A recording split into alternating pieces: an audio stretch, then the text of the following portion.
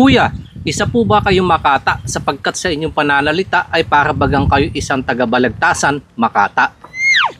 Hindi naman po mga kanayon. Nahilig lang po ako sa panunod ng rap battle na kung tawagin po ay flip-top, na kung saan ang bawat kalahok nagkakaroon po sila ng mabilisang bigkas at ang mga bawat balangkas may salaysay ng may oras.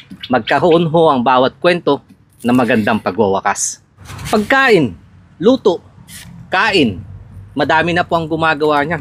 Bakit kaya hindi ko bigyan ng kaunting twist? Nag-umpisa na po akong magsulat. Voice over, binago ko ng kaunti.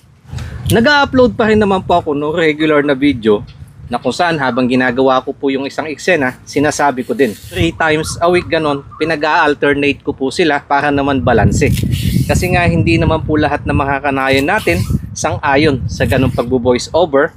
Pero nakikita ko po kasi sa status or yung impact niya kahit pa paano po mas maganda. At nagpapasalamat nga po ako sa mga katulad nyo, sa mga kanayan po natin dyan na tumatangkilik.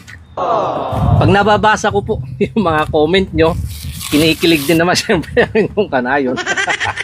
At yung pagsusulat ko, mas pinagbubutihan ko pa. Sa totoo lang po, umuubos ako dyan ng 3 hanggang 5 oras sa pag-i-edit na isang kwento.